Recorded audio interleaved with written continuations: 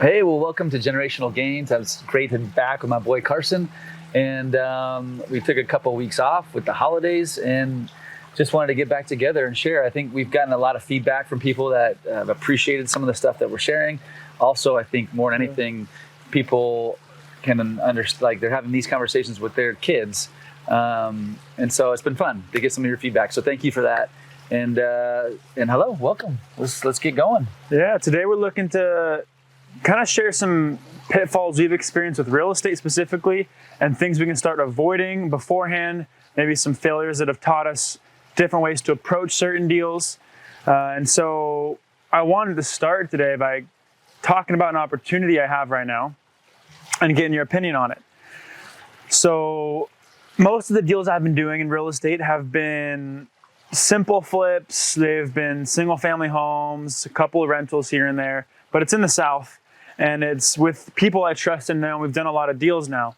But I am looking at a new opportunity that's something different than I've ever done before. I have a buddy of mine who's looking to get into the Airbnb space, but the luxury Airbnb space. And he found this area in the Smoky Mountains in Tennessee. It's about 30 minutes out of Knoxville. And apparently it's like a big tourist, mountain area for all the South people. And it's a big spot, and it's apparently up and coming. And there's a lot of lots available for sale. And so we were looking at Airbnb numbers. We were looking at different homes on the market and different cabins available. And we were like, hey, he bought a few plans. To build these houses out there, and he was thinking like we'd buy a lot, build a few different homes, put them up on Airbnb.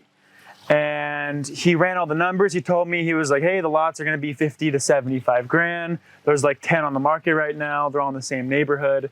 There's about it's going to cost about 200 to 250,000 to build, start to finish everything for each house. He already had contractors talk with him about it. They built the plans together, and he's like, I already actually even put up our photos of what we want it to look like. I put it on Airbnb and listed it at a high price just to see what would happen. And he got $19,000 worth of bookings within like 2 days. And then he canceled all of them.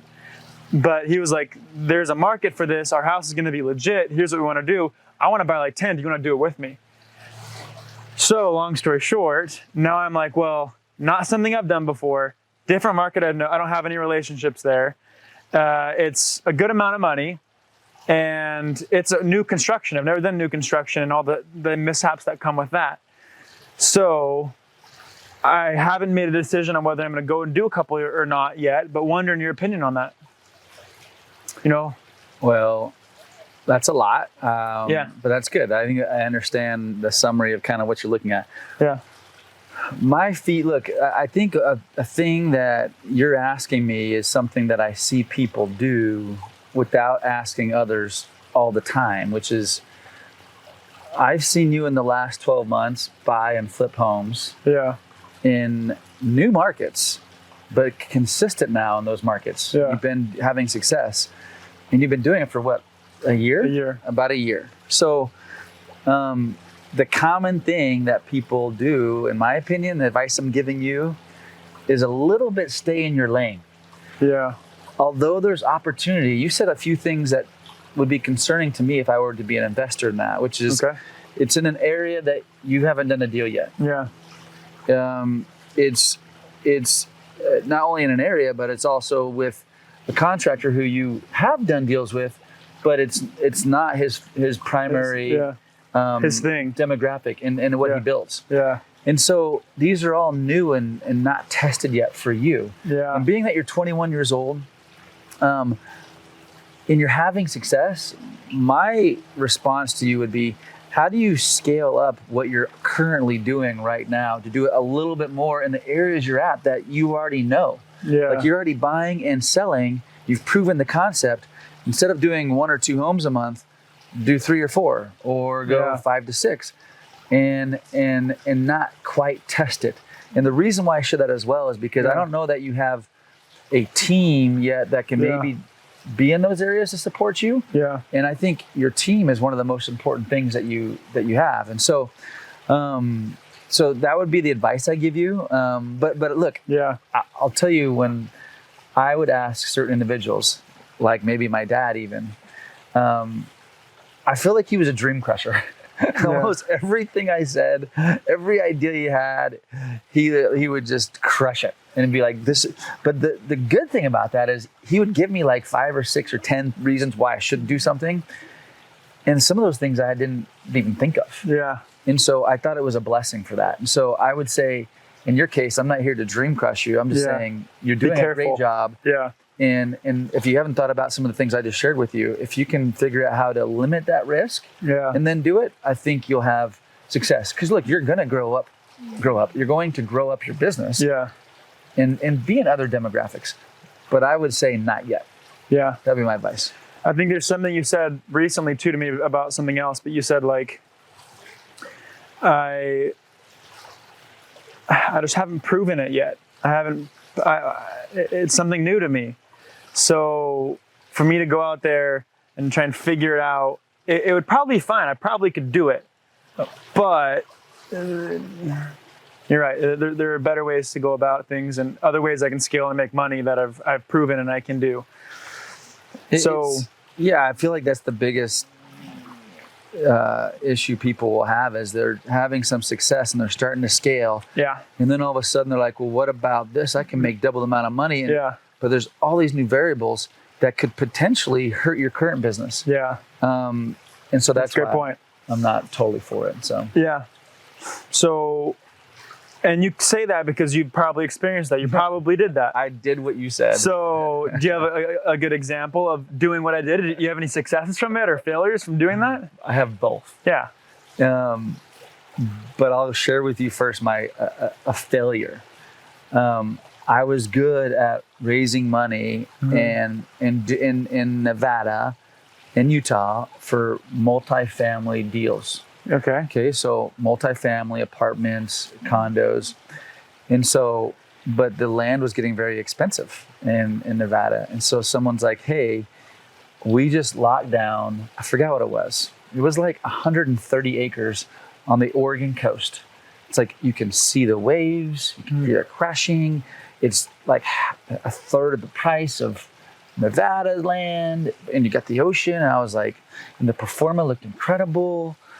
And I was like, oh, instead of raising, $3, $4, $5 million for a project here, I'll raise it for there. Yeah. These guys had built multifamily homes before, just never in Oregon. Yeah. Or by the coast, where it's probably different. Right by the coast. And they didn't have all the city people involved, and they had people that were businessmen running the deal, but not great real estate people, developers. Yeah. Anyways, I helped raise monies for it. Long story short, it didn't work out for lots of different reasons. But really, when you're investing in other areas, it's having trusted people, foot on the ground, that live there, that you know and trust, is great. And part of you got to figure that out partly on your own. You're going to figure that on your own, because to go into a new area, you're going to have to start from scratch. But the reason, how I start from scratch in new areas now is by referral. And so like you get that I know like Kent, right? So Kent he's got his footprint in like probably 30 of the 50 states. Yeah. So if I do want to do a development, let's say in Oregon, I'm going to call him or one or two of my other friends and say, hey, do you know someone personally that have had success in that area? Can I talk to them? Yeah. And so if you can go that route, you'll have more success.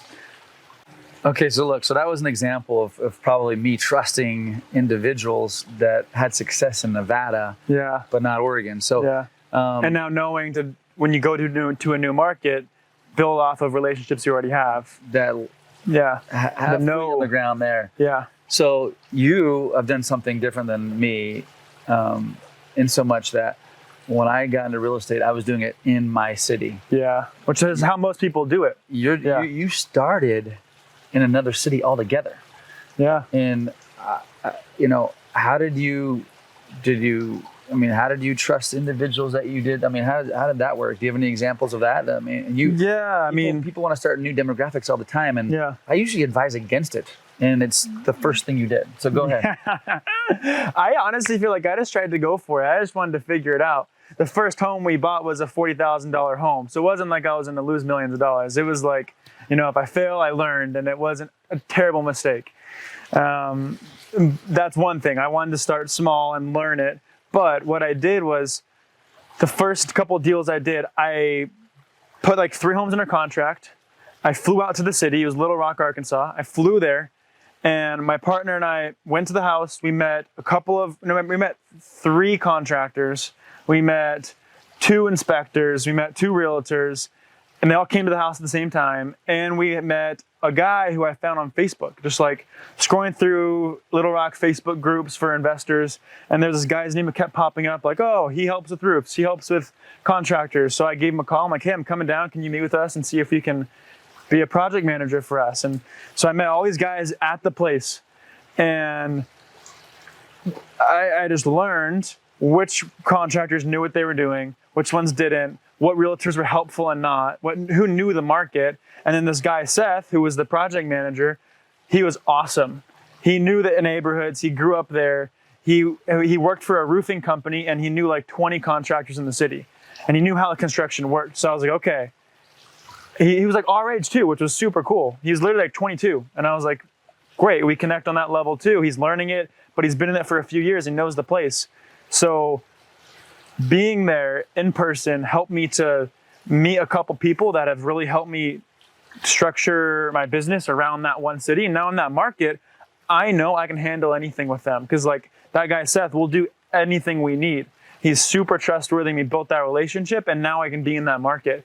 But it took me to go fly out there and figure it out to do that. I could have gone there and met 20 people that I didn't build relationships with, and then I wouldn't have been able to build in there. Well, you could have done what I think most of America does when they go into real estate.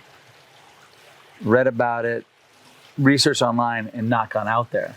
And I think you doing the act of actually flying out there, scheduling everyone to be face to face, there's something to be said. So I would say if you're going to enter into a new market, you absolutely should go out there and visit it, feet on the ground, and meet the people. Drive the neighborhoods. Yeah. So then you can start doing more things virtually online. Yeah. So that you learned on your own, and I'm impressed. Well, it's actually paid huge dividends, because Seth, and man, there's some sketchy neighborhoods in Little Rock. Okay, hold on a second. So we've learned. Is this the U-Haul? Yeah. Okay, so can you please share? You haven't shared this. I don't think so. Okay, so this is probably one of the greatest real estate. Find out. Go research real estate stories I've ever heard. So. Carson, I'm going to start the story. Is that all right? Sure. And you tell us from there. Carson calls me and he says, Dad, me and my buddy, we're going to go look at this piece of real estate in Little Rock. We can't, we're not 21 yet, so we can't get a normal rental car or a hotel room. But what we can get, because we're less than 21, is we can rent a U-Haul, and we can sleep in the back of the U-Haul. And I actually was against it. But at the same time, I was like, this is a great beginning real estate story. Like, who rents a U? So anyways, I'm going to let him finish the story. But they legitimately rented a U-Haul when they landed in Little Rock, got the U-Haul, and we're going to sleep in the U-Haul that night because they couldn't check into a hotel. What happened? It actually even is worse. Like I had a connecting flight from California to Little Rock, stopped in Dallas. So in Dallas, I missed my flight to Little Rock. Oh my gosh. So Carson, my partner, same name as mine, he got there. While he's on that flight to Little Rock, I was like, hey, I texted him while he was on the plane. I didn't make it on the plane. Could you stop the plane for us? And he couldn't stop it. They just left. And so I waited at the airport. I'm like, okay, well, how can I help him get this all situated? So I called U-Haul and I was like, hey, we need to pick up a truck. A big truck, and we'll be there in like 2 hours. I'll have my partner meet you out there. And I told Carson while he was on the flight, I'll figure that part out. Was there nothing else to do? And so the U-Haul company's like, hey, we don't have the big long ones. We don't have the short ones. All we have is an actual truck. So I'm like, well, we can't sleep in a truck bed in the city. We don't know, where are we going to park? Where are we going to stay? We don't have anything. And my buddy was like, let's just go to Costco. Let's go buy an air mattress, buy blankets, and return it the next day and just sleep in the truck bed. And then drive the truck bed around the city to our properties and sleep in it and go find like a Costco parking lot to sleep in too. And so he lands, he picks up the truck, takes it to the property. I land, I Uber there. They've already started talking. And we were like, okay, we can't sleep in a truck in a city we don't know. And this is actually a ghetto area. This is sketch. I don't want to do that. So we found a couple hotels that were like super, super low end, like Motel 6. We thought we were going to like get shot up in the streets we were in. And we went in and they didn't check our IDs and we were fine. But that was our initial plan until we got there, was to sleep in the U-Haul, go visit the properties. So look, the lesson that I love that I hope you learned, I feel like you did, and that more people need to do, is you went out and effing did it. Yeah. Like even though you couldn't get a hotel or a rental car, you're like, I'm going to solve for this. We figured it out the day of while we were there. You figured it out. And there's people always think that real estate is a potentially passive investment. And I think it is one of the most active investments. There's even your passive deals that are rentals. You're landlords. You got to handle stuff with management companies and managing them. And so if you want to be in real estate, I love Carson, the story, because this is a story that you will tell your kids someday and that you'll tell others someday, because it takes hard work doing that. So I love that story. I love it. That's great. Yeah. And you got to find a way to do it. I think a lot of the guys I talk to that are like young, wanting to get into real estate too, they're very passive about it. Like they're not going to go out there, fly out there and figure it out. And so having that grit and the aggressiveness to go do it, I think is what will really help you learn. And even if you go there and don't get a deal, you went there and you talk to contractors, you learn what the market was like, and now you can go do it again. Yeah. And so it just continuing to do it over and over and over and going to these places, figuring it out. The more you do, you'll get it done. Well, that reminds me, and you might appreciate this. When I first started in real estate, I don't know how much you know this or not, but I actually worked for an insurance agent. And so I was his basically assistant. Okay. And so I remember we were in Henderson, and it was like a term life insurance policy that this lady in North Las Vegas was buying, and we needed her signature. And what he was paying me was he was going to pay me 10% of the, because I got licensed, 10% of the commission to help him like close deals. Basically, he closed it, but then I like did all the paperwork and got signatures. So I had to drive from Henderson to North Las Vegas. Yeah. And the term policy was $50 a month. So it was basically like a $600 commission, and I was going to get $60. But I did it. I got in my car, I drove to North Las Vegas, I got her signature, and I did that probably 30 more times, maybe 40, but I had to put in the work, and it wasn't really about the money on the policy. Yeah. It wasn't more about building relationships and knowing how to talk to individuals and answer questions. Yeah. So I was just learning how to build relationships. I was learning about, what was important to a client, how to answer questions. So I was selling term policies for the first 6 to 12 months of my career. Wow. Going to the door to go sell it and make 10% commission. With the DocuSign back then. Maybe there was, but we weren't using DocuSign back then. It was old school.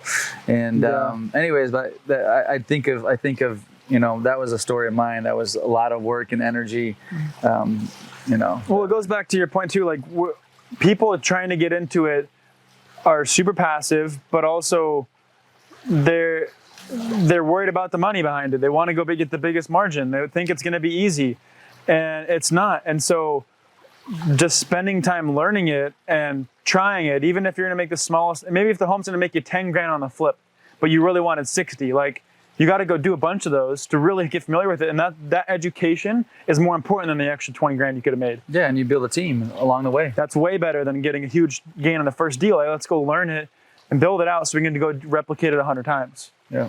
I love it. That's good.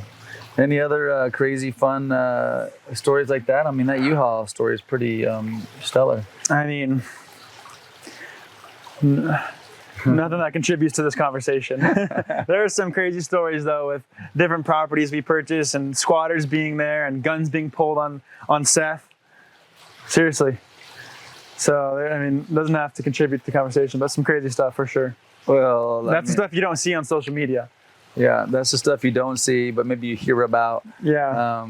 But it's real. I mean, look, end of the day, it's hard work being out there. Love that Carson's doing it. I feel like I still have to do it. I mean, when I start taking my eye off the ball, people start cutting corners. Could be on your team, could 100%. be your partners, could be other people that affect your team. And so really the advice I'd give on the subject is, as far as like pitfalls and problems is knowing the people you work with. Yeah. Those people are more important than an operating agreement. They're more important than an interest rate or a percentage in the business.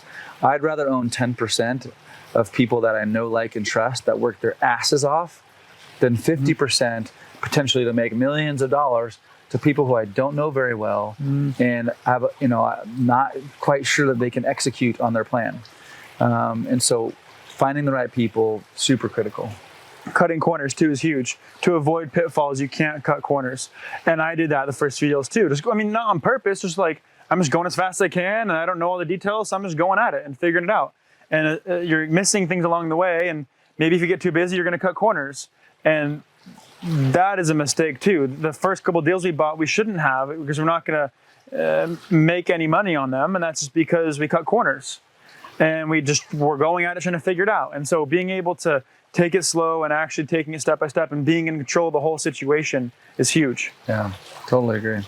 So all that being said, a lot of good thoughts and topics here. So to avoid big pitfalls in real estate, build relationships, go and be in these markets, learn what it's about, don't cut corners, and be aware of and be in control of everything going on. And so, I mean, those advices have been huge for me learning this. And now I'm excited to teach more of people I'm around to keep doing this and building their businesses, cutting away these these potential pitfalls. But for today's episode, I think we hit it pretty good. And as you guys know, we finished with sweet, sour, and service. So do you want to start? Sure. My sweet would be this last week when we surfed right here. Yeah, you Thanksgiving and week. me and Cash. Yeah. That was definitely a sweet for me. We've never all four surfed together, I don't think. Yeah. At least not in a long time. Well, no, never, because Anna. That was my sweet. My sour is, I was on the East Coast this last week, and so was the baby and Jess.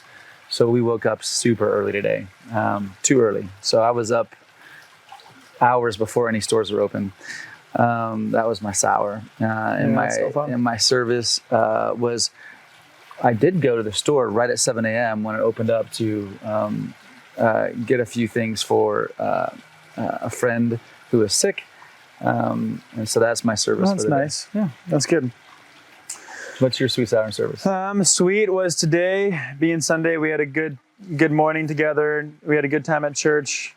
It was very peaceful and felt like it was nice to just come back to center and get ready for my week.